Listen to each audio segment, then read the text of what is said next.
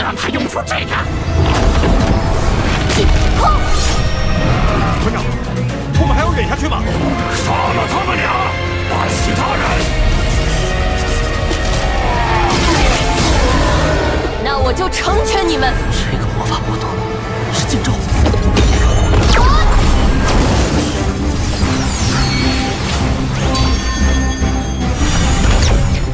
Halo guys, balik lagi sama Gowring. Gimana kabar kalian? Baik-baik aja ya kan? Di video kali ini kita akan kembali melanjutkan pembahasan rekap alur cerita Donghua Throne of Steel alias Perjalanan Putra Cahaya Long Hao Chen. Buat teman-teman yang baru gabung, Mimin saranin nonton dulu pembahasan bagian sebelumnya supaya kalian gak gagal paham. Linknya ada di kolom deskripsi ya guys ya. Oke lah, nggak usah lama-lama lagi, langsung aja cari posisi rebahan yang paling nyaman. Inilah waktunya kita baku hantam.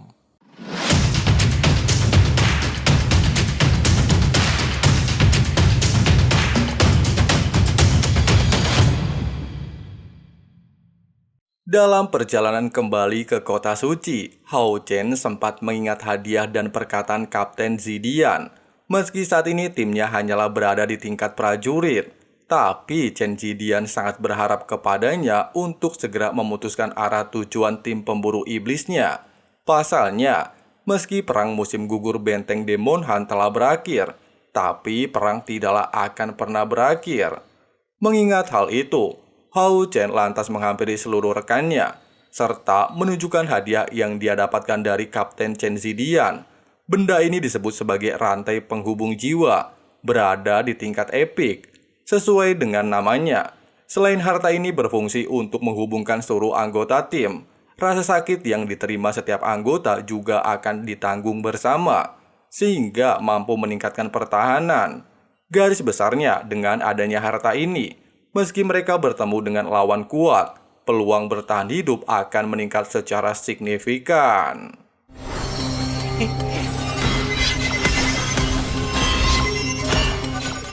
Hao Chen kemudian menjelaskan pesan terpenting yang diberikan Chen Zidian kepada seluruh rekannya. Selama pilar Dewa Iblis kokoh berdiri, maka Dewa Iblis akan terus terlahir. Bahkan selama ratusan tahun kelompok Chen Zidian mencoba menghancurkannya, mereka tidaklah mendapatkan hasil apapun. Seperti biasa, pesulap hijau jadi orang pertama yang bereaksi. Meski jalan satu-satunya mengalahkan ras iblis adalah menghancurkan pilar Dewa Iblis, tapi dia masihlah bingung, heran, dan kena mental. Pasalnya dari zaman kuno, tidaklah ada yang bisa menghancurkannya. Ucapan Wang Yuan disetujui oleh Hao Chen. Oleh sebab itu, mulai saat ini, dia meminta mereka untuk menetapkan tujuan menghancurkan pilar Dewa Iblis. Asalkan mereka terus tumbuh menjadi lebih kuat, maka suatu hari nanti, 6.000 tahun era kegelapan yang dibawa pilar Dewa Iblis pastilah akan menghilang digantikan Fajar yang sebenarnya. 说将来我们晋升称号级猎魔团，我们就叫光之晨曦。晨曦的光，那就像是晨曦的光吧。就用这个名字吧。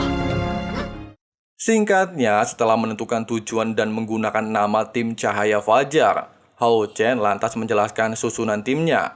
Dikarenakan Han Yu saat ini telah resmi bergabung serta mereka memiliki rantai penghubung jiwa, maka di masa depan mereka haruslah selalu bersama. Sima Xian dan Wang Yuan menjadi penyerang samping, Lin Xin dan Ying Er menjadi pendukung di garis belakang, dirinya dan Sai Er penyerang garis depan, sedangkan Han Yu berada di tengah. Selain melindungi Lin Xin dan Ying Er, dia juga akan menjadi pengamat area pertempuran. Han Yu menambahkan, untuk menutupi kekurangan timnya saat ini, dia akan fokus mempelajari kemampuan pertahanan dan pengobatan, sehingga bisa mengatasi situasi tidak menguntungkan yang kapan saja bisa terjadi. Hal ini membuat Sima Xian merasa malu. Sebagai seorang priest, dia justru tidak bisa menggunakan teknik penyembuhan, bahkan mengharuskan Han Yu melakukan tugas berat seperti ini. Han Yu memintanya untuk tidak khawatir. Setelah dia melakukan kontrak kesatria pengawal dengan Long Hao Chen serta berbagi bakat dengannya, kekuatan spiritual bawahnya meningkat menjadi 80 poin. Mendengarkan hal ini jelas membuat seluruh orang terkejut. Hao Chen mampu berbagi bakat. Artinya kapten tim mereka selama ini adalah Putra Cahaya. Hal tersebut dibenarkan oleh Hao Chen. Kekuatan bawaannya memanglah 97 poin, sangat sesuai dengan sebutan Putra Cahaya. Mengetahui hal ini, Sima Xian lantas memohon kepada Hao Chen untuk menjadikan dirinya sebagai kesatria pengawalnya seperti Han Yu. Pasalnya dia juga memiliki atribut cahaya, serta bakat bawaannya sangatlah rendah. Tidak berselang lama, mereka kembali dikejutkan kalau ternyata kekuatan spiritual bawaan Sing Sai'er bahkan mencapai 100 poin.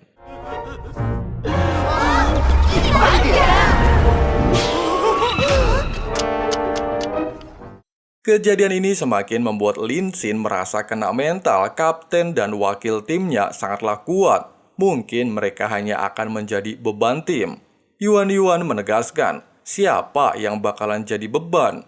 Dirinya merupakan keturunan langsung dari dewa raksasa. Asalkan kekuatannya meningkat, maka perisai dewanya juga akan meningkat. Mendengarkan hal itu, Lin Xin lantas mencoba mendekati Ying-er. Meski kemampuannya saat ini belum kuat, tapi dia berjanji akan melindunginya. Bacot pesulap hijau jelas membuat Ying-er muak. Dia menjelaskan, dirinya merupakan gadis jenius dari Istana Jiwa, memiliki tubuh suci bawaan. Ucapan ini kembali menggemparkan. Pasalnya, menurut informasi yang pernah Hao Chen dapatkan, selain tubuh suci bawaan bisa mencapai tingkat 9, dia memiliki kemampuan istimewa untuk memanfaatkan kekuatan binatang ajaib dari dunia lain. Bahkan keberadaannya sangatlah ditakuti oleh ras iblis. Tidak berhenti sampai di sini, Ying-er menunjukkan kepada seluruh orang bahwa dia saat ini telah menerobos tingkat 5. 知道本公主混沌之体的厉害了吧？你真的突破了！灵力2022点。 Sementara itu di kota suci, kabar mengenai keberhasilan Long Hao Chen mengusir mundur Kaisar Dewa Iblis menggunakan proyeksi tahta ilahi seketika menggemparkan tempat ini. Bahkan Jialu sendiri tidak habis pikir, bagaimana mungkin Hao Chen menjadi sekuat ini dalam waktu singkat? Di tengah-tengah hal ini, dia dikejutkan dengan tingkah konyol usil kesatria rapper yang mengambil permen milik seorang bocil, sehingga membuatnya merasa kesal. Di sisi lain, kesatria culun yang Mimin lupa namanya masih aja gagal melakukan penilaian sebanyak 137 kali. Ketika dia lagi kesal dan ngedumel, Nalan Su tiba-tiba memasuki ruangan membawa poster Hao Chen. Hal ini semakin membuat si bapak kesal dan beranggapan kalau Hao Chen pastilah menggunakan kekuatan orang dalam untuk sampai ke benteng perbatasan. Bacot si bapak jelas membuat Nalan Su muak. Selain menggemparkan, pencapaian Hao Chen ini membuat salah satu pedagang yang pernah menjual perisai langit kepadanya mendapatkan keuntungan luar biasa. Pasalnya, banyak sekali pelanggan yang menginginkan benda seperti milik Hao Chen. Tidak sampai di sini, berita keberhasilan Hao Chen menyelamatkan benteng Demon Han juga terdengar sampai ke kota Odin, tempat pertama kali Hao Chen berlatih menjadi seorang kesatria, sehingga membuat generasi baru di kota ini semakin bersemangat untuk bisa mengikuti jejak Long Hao Chen. 这个拯救驱魔关的英雄龙浩辰是我们奥丁镇的耶！哇，你们快看！ Kembali ke kota suci, Han Xian terlihat sangat bangga kepada Yehua. Pasalnya dia benar-benar berhasil mendidik murid yang luar biasa hebat. Yehua menegaskan, semua ini tidaklah terlepas dari bakat Hao Chen. Dengan kerja keras serta tekadnya, maka di masa depan, dia pasti akan mampu mencapai prestasi yang lebih tinggi. 你真的不打算见他吗？他们明天就会生成了，就可以交给这些年轻人了。 Yehua mengatakan, dia memiliki tugas yang lebih penting. Sebagai seorang guru, dia juga harus mampu mengimbangi prestasi Hao Chen. Tidak lama, Jiang Hu, resimen pertama dari pasukan naga, terlihat memasuki ruangan. Nah, kalau kalian masih ingat, Jiang Hu ini merupakan sahabat baik Hao Chen ketika mereka masih berada di kota Odin. Ingat kan guys yang nonton dari episode 1? Di mana Jiang Hu ini satu-satunya orang yang berhasil selamat dari pertempuran. Oleh sebab itu, menurut aturan aliansi, dia akan mendapatkan kompensasi dan dipulangkan ke kampung halaman. Namun, Jiang Hu menolaknya. Dia masihlah ingin kembali ke medan perang, serta menuntut balas atas kematian ribuan pasukan. Melihat tekad Jiang Hu sama persis seperti Hao Chen, Ye Hua lantas menawarkan kepadanya apakah dia mau menjadi muridnya. Meski tertarik, Jiang Hu sempat ragu. Pasalnya kekuatan bawaannya tidaklah sampai 10 poin. Ye Hua menegaskan, dia juga hanya memiliki kekuatan bawaan 9 poin, tapi bisa menerobos tingkat 5. Oleh sebab itu, bakat bukanlah penghalang untuk terus tumbuh menjadi lebih kuat. Singkat cerita, tim Hao Chen akhirnya tiba di kota suci dan disambut baik oleh penjaga. Bahkan aliansi telah menyediakan sebuah villa untuk mereka tempati. Baru saja ingin pergi, penjaga mengatakan bahwa ketua aliansi alias Yang Hao Han ingin menemuinya. 多亏了杨爷爷您的王座之力。你表现得很好。 Yang Hao Han lantas bertanya apa pendapat Hao Chen mengendalikan tahta ilahi. Hao Chen mengatakan, meski dia merasakan aliran keberanian dan harapan yang tidak ada habisnya, sehingga bisa mengembalikan semangat seluruh pasukan, tapi harga yang harus dibayar Yang Hao Han sangatlah mahal, di mana dia harus terkurung di tempat ini hampir selama 100 tahun. Yang Hao Han menegaskan, setiap tahta ilahi memiliki kekuatan yang unik, harga yang harus dibayar juga berbeda. Oleh sebab itu, di saat Hao Chen mampu menerobos tingkat 9 serta menantang tahta segel, dia berharap Hao Chen bisa membuat pilihan yang tepat. Terlebih lagi, ada 1 dari 6 tahta ilahi yang belum pernah dimiliki oleh siapapun. Tahta itu disebut sebagai keabadian dan penciptaan. Hao Chen lantas mengatakan, setelah dia duduk di tahta ilahi milik Yang Hao Han, dia bermimpi pergi melihat 2 patung kesatria berukuran besar di sebuah danau dengan banyak sekali rusa putih, serta ada sebuah tangga menuju tahta yang bercahaya. Menurut Hao Chen, mimpi itu kemungkinan adalah tujuannya menjadi seorang kesatria. Setelah mengatakan hal itu, Hao Chen berbalik dan meninggalkan tempat tersebut. Menurut Yang Hao Han, tempat yang didatangi Hao Chen di mimpinya merupakan aula kesatria. Bahkan para kesatria tahta ilahi saja belum pernah mendapatkan panggilan seperti itu, yang artinya Hao Chen benar-benar akan melampaui generasi mereka di masa depan. Tiba-tiba Long Xingyu menunjukkan diri dan dengan bangga mengatakan kalau anaknya memanglah hebat. Namun saat ini dia tidaklah bisa menemui Hao Chen. Pasalnya pertarungannya dengan Dewa Iblis Ahnan akan segera tiba. Mungkin pertarungan ini akan menentukan akhir dari duel mereka selama ini. Oleh sebab itu, selain meminta Yang Hao Han untuk merahasiakan masalah tersebut, Xing Yu juga memberikan sebuah benda untuk diberikan kepada Hao Chen. Malam harinya, Han Yu terlihat menemui kakeknya untuk menceritakan perasaannya setelah melewati pertempuran di perbatasan Demon Han. Pada awalnya dia sangatlah egois. Asalkan bisa meningkatkan kekuatan, maka seorang diri mampu membalaskan dendamnya. Tapi setelah berada di perbatasan, melihat dan merasakan sendiri kejamnya medan perang, dirinya mulai mengerti kesenjangan kekuatan antara manusia dan iblis. Bahkan hal itu nyaris saja membuatnya kehilangan kepercayaan diri untuk berperang. Sampai pada akhirnya, ketika Long Hao Chen menunjukkan arti sebuah tim, Han Yu mulai tersadar bahwa dia tidaklah berjuang seorang diri.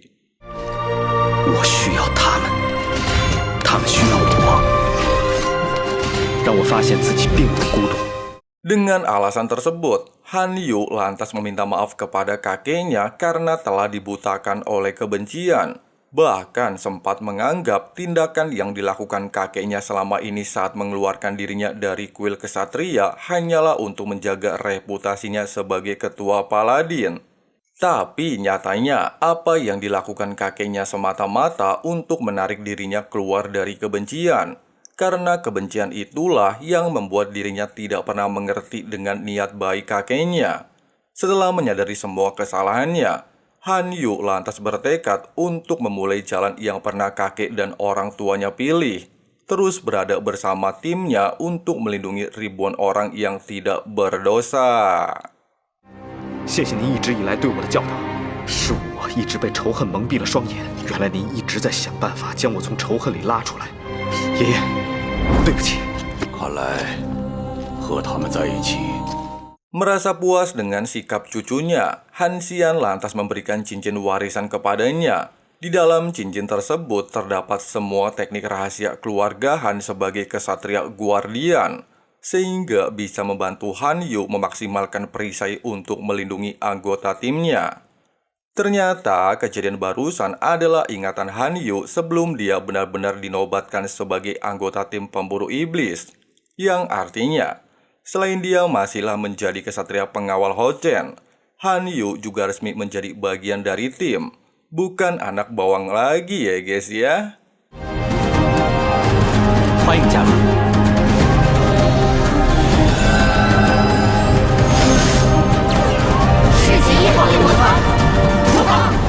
Pasca kejadian barusan, Hao Chen dan Han Yu terlihat sedang asyik berduaan untuk membahas masa depan tim mereka.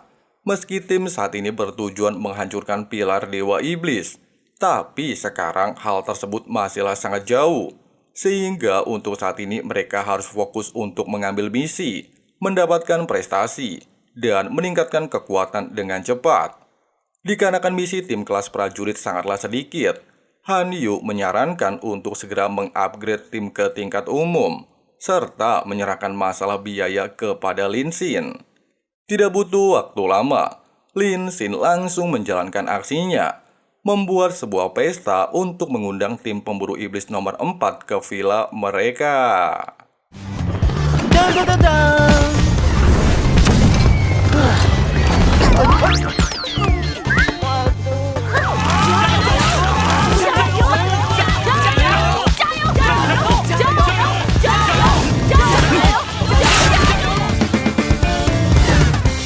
Selain untuk berhura-hura, Lin Xin juga bertujuan untuk membangun hubungan baik dengan ketua Lucy, serta membujuknya untuk mau bekerja sama, sehingga bisa membantu mereka melakukan misi serta membantu biaya mengupgrade level tim.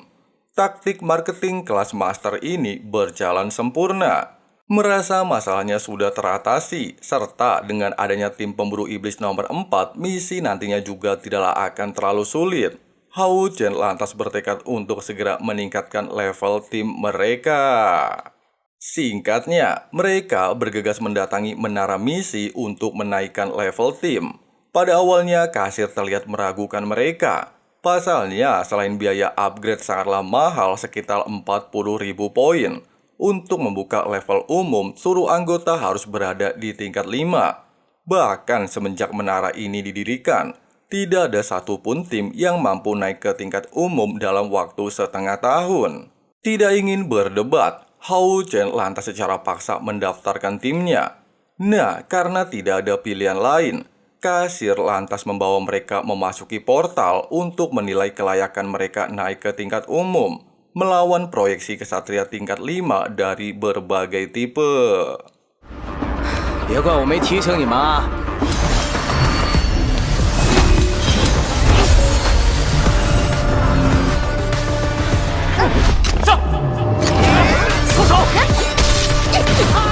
火焰护盾，三重防御。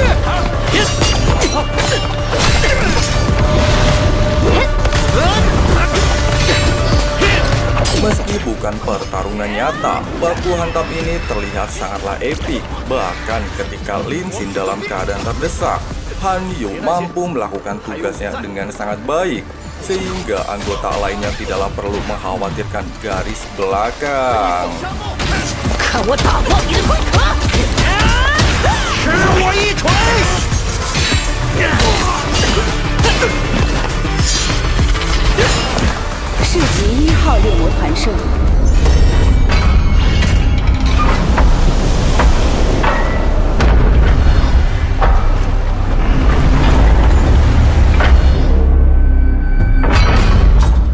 Pada dasarnya, tim pemburu iblis dilahirkan untuk memburu ras iblis. Meski selama perjalanan, mereka akan banyak menemui kesulitan dan banyak sekali menghadapi rintangan. Tapi mereka haruslah memiliki tekad serta saling percaya satu sama lain. Terlebih lagi, setelah mereka memutuskan untuk mengupgrade level ke tingkat jenderal, maka kualifikasi mereka menghadapi ras iblis pastilah akan lebih sulit. Oleh sebab itu, jika memang tim pemburu iblis nomor 1 bersedia menyepakati hal tersebut, mereka diharuskan untuk menyalakan obor semangat. 一起上魔神，永不言弃。同生共死。小爷也是。本公主才不会看呢。即使前方没有巨火，也要化身唯一的光。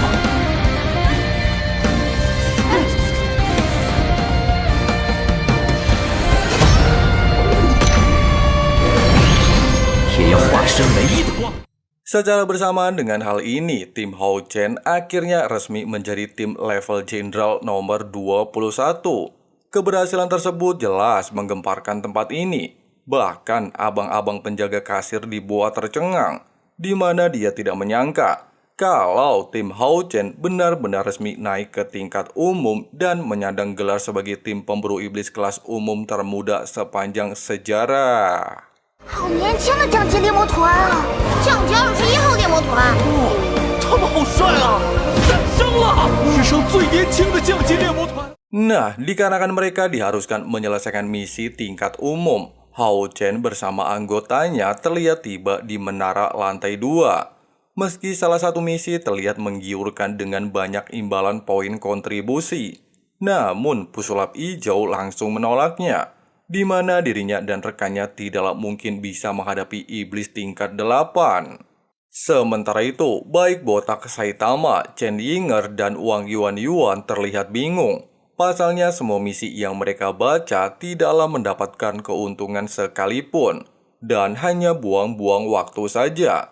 Tapi Hao Chen tanpa sengaja melihat ada sebuah misi baru yang cocok untuk timnya, mendapatkan imbalan 50.000 poin kontribusi dan hanya menjelajahi goa desa terpencil. Oleh sebab itu, dia meminta seluruh rekannya untuk melihatnya. Abang pemandu menjelaskan wilayah goa desa terpencil terletak di sisi utara pusat ras iblis. Selain mereka diharuskan menempuh jarak 2.300 mil. Menurut informasi yang dia dapatkan, lokasi tersebut seringkali mengalami perubahan iklim, sehingga menghasilkan banyak permata. Jika mereka berhasil menjelajahi lokasi tersebut serta membawa permata, maka hadiah yang mereka dapatkan akan digandakan. Penjelasan dan keuntungan yang mereka dapatkan nantinya memanglah sangat besar. Tapi Hao Chen harus mempertimbangkan hal ini terlebih dahulu. Pasalnya area tersebut terlalu berisiko dan terletak di pusat ras iblis, sehingga membuatnya sedikit ragu. Namun, dikarenakan semua anggota terlihat sepakat untuk mengambil misi tersebut, Hao Chen lantas meminta timnya untuk menghubungi tim Lucy. 通知露西，我们明日出发。 5 hari kemudian, salah satu senior memasuki ruangan di mana dia meminta abang pemandu untuk membatalkan misi di goa desa terpencil. Pasalnya misi tersebut kini berada di tingkat raja. Bahkan hadiahnya saja ditingkatkan menjadi 200.000 poin kontribusi.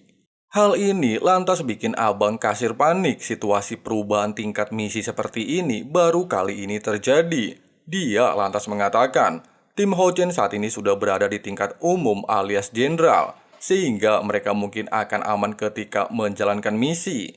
Senior ini mengatakan, menurut berita yang dia dapatkan, di lokasi desa terpencil memiliki populasi iblis tingkat 8 dan 9, yang artinya tim tersebut akan mengalami kesulitan. Merasa cemas dengan ucapan barusan, si abang pemandu mencoba untuk menghubungi mereka dan berniat untuk membatalkan misi tersebut. Tapi sayang hal itu percuma saja, pasalnya tim Hao Chen sudah memasuki perbatasan iblis. Di tengah kondisi kepanikan, salah satu pengurus menara misi mencoba untuk menenangkan keadaan, di mana pihak mereka akan mengatasi masalah tersebut. Merasa lega setelah mendengarkan ucapan ini, senior ini lantas pergi meninggalkan tempat tersebut. Singkatnya, si abang pemandu berniat untuk meminta bala bantuan, namun si pengurus mengatakan mau ditaruh mana wajah mereka jika masalah kecil seperti ini menyebar luas. Oleh sebab itu, jika tim Hao Chen berhasil kembali dengan selamat, maka dia meminta si abang ini untuk memberikan imbalan 20.000 poin kontribusi sebagai kompensasinya. Di sisi lain, meski tim Long Hao Chen dan tim Lutzi telah tiba di gurun pasir, namun mengetahui jarak menuju goa terpencil akan memakan banyak waktu, Hao Chen memerintahkan seluruh anggota untuk beristirahat di lokasi yang tidak jauh dari mereka sebelum memasuki perbatasan ras iblis.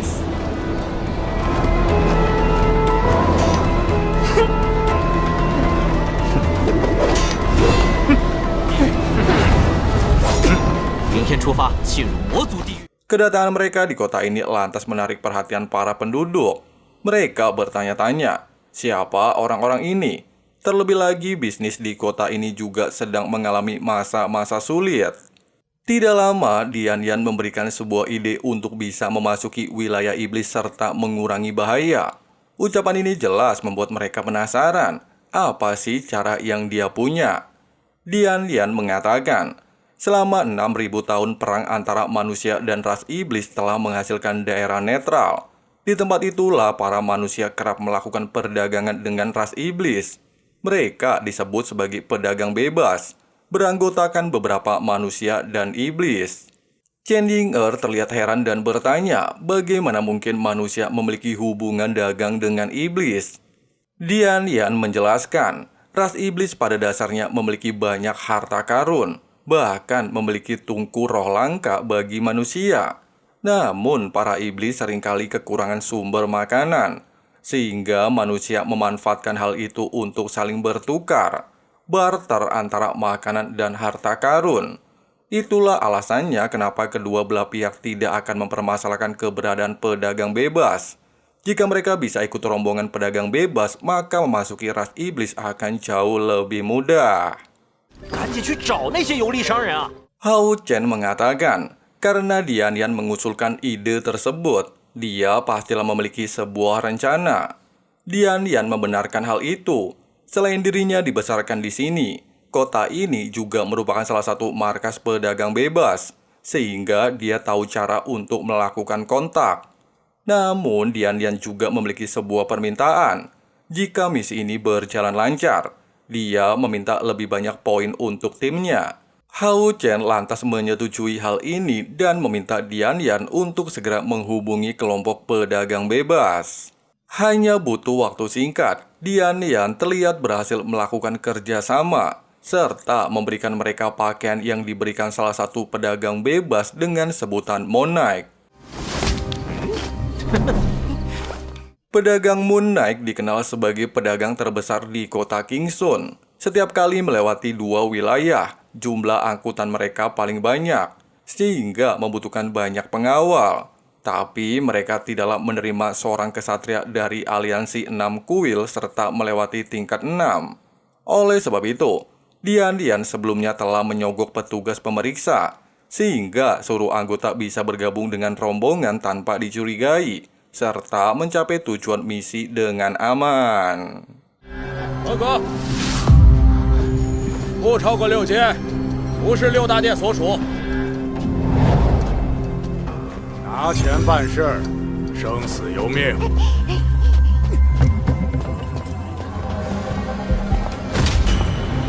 没超过6阶，合格，进去。明天集合出发。明天。 Dalam perjalanan, Lin Xin sempat mengatakan kalau perjalanan kali ini sangatlah mudah. Pasalnya hanya butuh waktu singkat. Mereka sudah berada di wilayah ras iblis. Tapi tiba-tiba...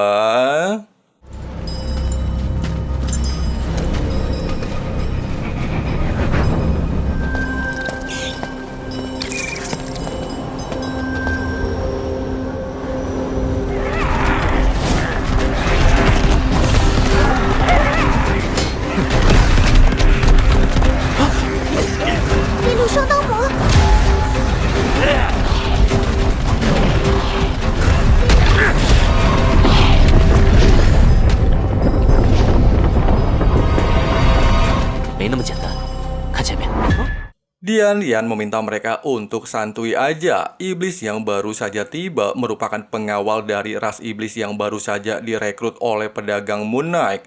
Hal itu bertujuan untuk memastikan perjalanan ini aman. Tapi siapa sangka, salah satu iblis justru terlihat melakukan perdebatan dengan Yuan. Pasalnya, salah satu iblis memperlakukan Ying-er dengan kasar, sehingga terjadi situasi yang mendebarkan. Untungnya belum sempat terjadi baku hantam. Pengawal iblis dikejutkan dengan suara lonceng yang berasal dari pemimpin pedagang Moon Knight. 看来，那就是月夜商会的会长了。啊！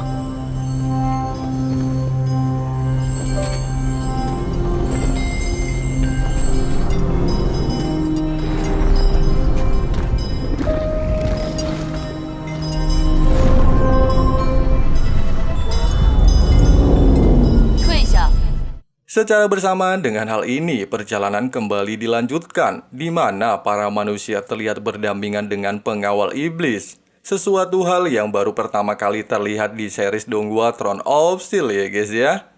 Sementara itu di dalam gerbong utama, Leng Xiao terlihat bosan dengan perjalanan mereka kali ini, cuman duduk santuy di gerbong.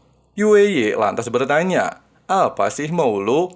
Leng Xiao mengatakan, kalau dia pengen baku hantam. Tapi sayang, Yue mengatakan kalau kelompok pedagangnya ini berasal dari seluruh klan iblis bulan, sehingga tidaklah ada satupun orang yang berani mencari masalah. Hal ini jelas semakin membuat Leng Xiao murung. Oleh sebab itu, Yue memberinya sebuah mainan yang didapatkan dari kota Kingsun, sehingga bisa membuat adik Xiao diam untuk sementara waktu. Setelah berjalan selama 1 hari, kelompok ini dikatakan akan segera melewati Provinsi Narik untuk beristirahat. Tapi hal itu seketika sirna. Pasalnya mereka tiba-tiba dikejutkan dengan sebuah serangan. 前路和后路都被堵住了。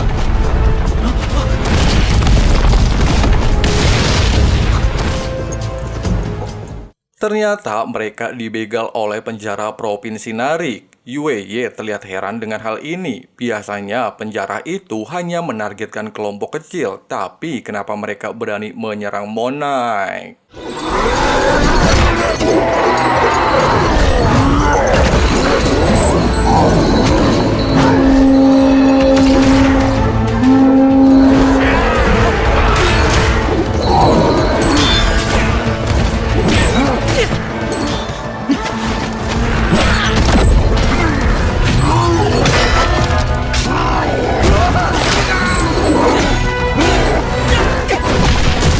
Perang antara dua kelompok terjadi dengan sangat intens. Di saat Wang Yuan menunjukkan pukulan mautnya, Hao Chen lantas meminta dia untuk tidak menggunakan kekuatan dan menyembunyikan identitas. Sementara Leng Xiao akhirnya mendapatkan apa yang dia inginkan, melakukan baku hantam.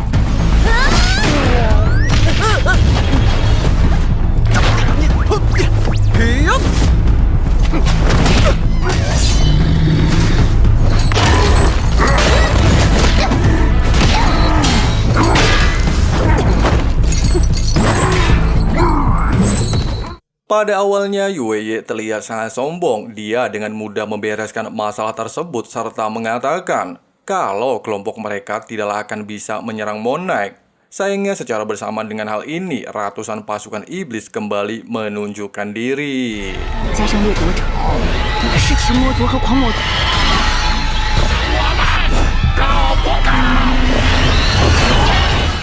Diketahui, ratusan iblis ini merupakan gabungan dari 3 klan utama Provinsi Narik. Meski Yue mengatakan jika mereka menyerangnya, maka klan iblis bulan pastilah akan balas dendam. Tapi salah satu pemimpin iblis tidaklah memperdulikannya. Saat ini suku mereka hampir mati kelaparan.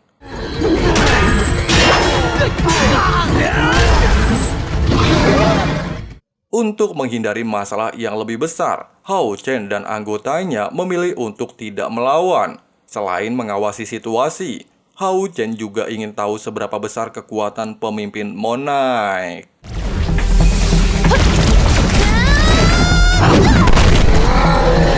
Melihat hanya Yue Ye dan Leng Xiu yang berjuang membuat pemimpin iblis merasa di atas angin. Hal itu lantas memancing kemarahan Leng Xiu, tapi Yue Ye segera menenangkannya serta berniat untuk menggunakan sihir terlarang klan iblis bulan dan meminta Leng Xiu untuk memberikannya waktu. 那我就成全你们。这个魔法不多，是禁咒。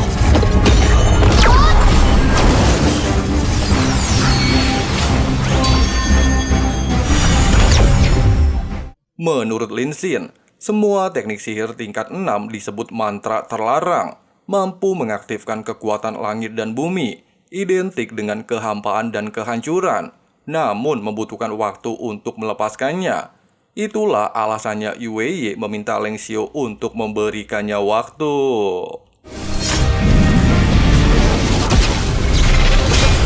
休想靠近月间！现在的情况还是太危急了。 绝对不能让他用出这个！村长，我们还要忍下去吗？杀了他们俩，把其他人。 Merasa keadaan semakin tidak terkendali, bahkan kelompok penjara kini menyerang pasukan manusia. Hao Chen lantas meminta seluruh anggota untuk melakukan persiapan baku hantam. 立刻换上装备，开始反击！